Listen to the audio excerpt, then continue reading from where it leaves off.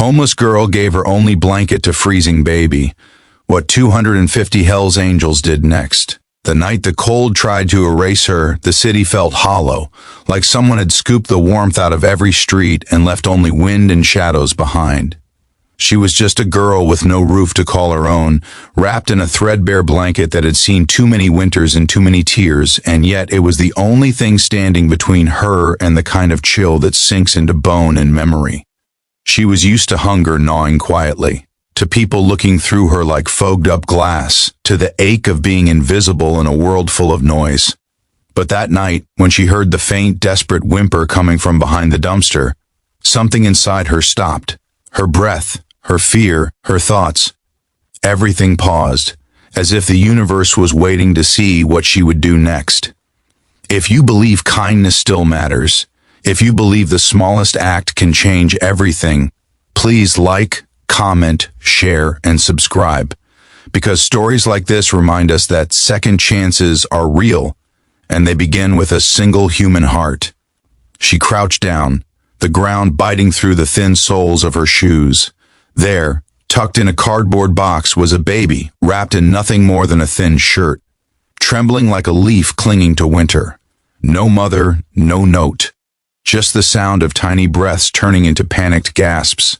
The city's neon lights painted the child in flickers of pink and blue, as if the night itself was undecided whether to save or abandon. Her hands shook as she lifted the baby, not because she was afraid of the weight, but because she understood it instantly. This child had no one, and she knew that feeling better than anyone. The girl had learned early on that the world doesn't slow down for the broken.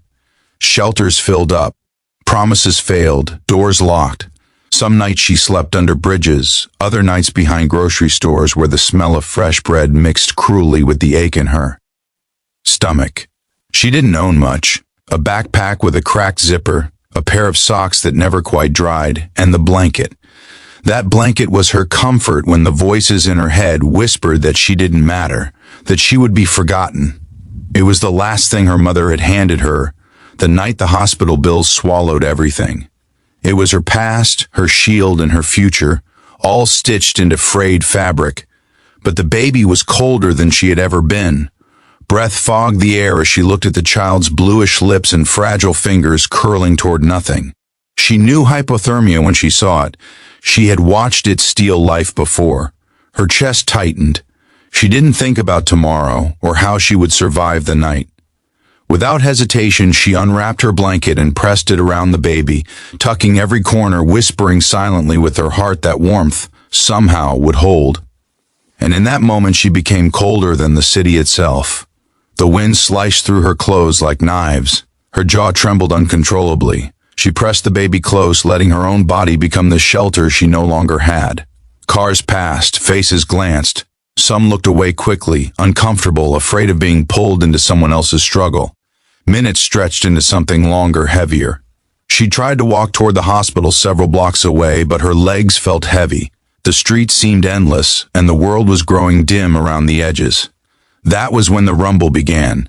It started faint, like distant thunder rolling across pavement, then deepened into the synchronized growl of engines. Headlights poured down the street, dozens of them, then more, like a river of steel and chrome.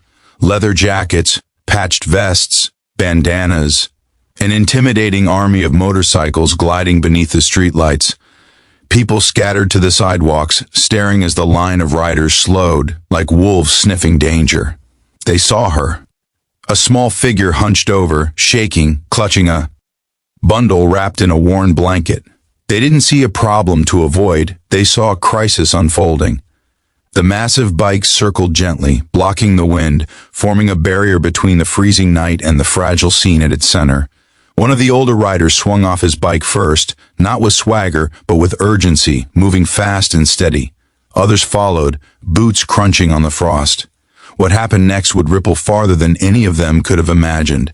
Hands lifted the baby with tenderness that contradicted the rough edges of the men holding it. Jackets came off. Gloves wrapped around the girl's numb fingers. Someone draped a heavy leather coat over her shoulders, its warmth almost shocking. Another rider pulled out a phone. A thermos appeared, steam curling upward like a promise. They didn't speak like heroes. They moved like people who had once known cold and loneliness too well to ignore it. When the ambulance arrived, guided by the directions one of the riders had barked into the phone moments earlier, the paramedics took the child first, checking vitals, wrapping the baby in emergency blankets. The girl slumped, dizzy, fighting the tremble in her body. Someone steadied her.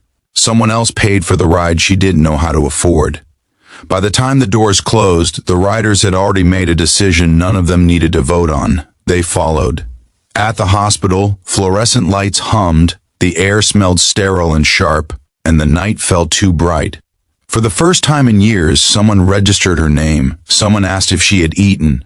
The doctors kept the baby inside, warm now, safe, monitored. Minutes became hours. She sat, wrapped in borrowed jackets, unsure how to accept compassion that didn't ask for anything back. She kept expecting the men to leave, to shrug and say it wasn't their problem anymore. They didn't. Word spread among their group fast, the way loyalty travels. By the next day they came back, not 2, not 10, but more. Then 250 riders filling the parking lot, engines silenced out of respect, faces serious and determined. It wasn't charity. It was a decision. A choice to surround a forgotten girl with the kind of family life had taken from her too soon. They found her warm clothes. They arranged a safe place for her to sleep. They worked with the hospital, with outreach programs, with people who actually cared. Paperwork that once felt impossible somehow began moving through the right hands. They checked on the baby's status daily, asking about health, about future plans, about adoption possibilities, and what was best. The girl, for the first time in years, wasn't fighting alone. She watched them, astonished.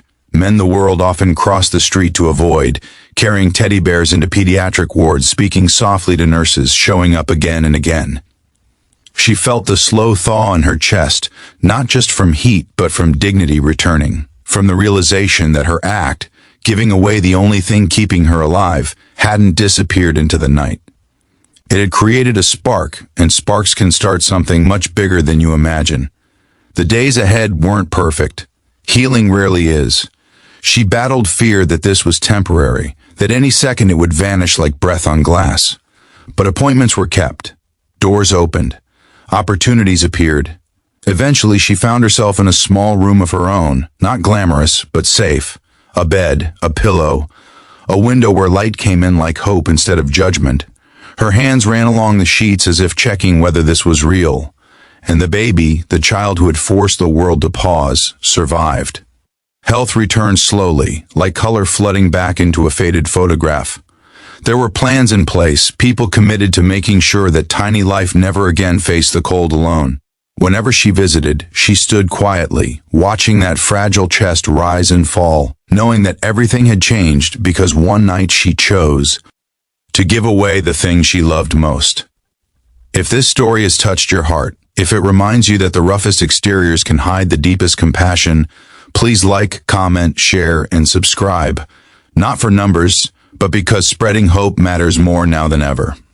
Before we end, take a moment and write in the comments what kindness means to you and what you believe one brave decision can set in motion. She would never call herself a hero. In her mind, she did what anyone should do when faced with a life on the edge. But those riders, those unlikely guardians, saw something extraordinary. They saw courage born not from strength but from sacrifice, and they answered it with community. In a world that often rewards selfishness, a homeless girl gave up her only blanket, and in return she gained something warmer than any fabric: belonging. And somewhere in a city that once felt unforgiving, engines still echo every now and then, not as noise, but as a reminder that compassion travels fast, and when it arrives, it can change everything.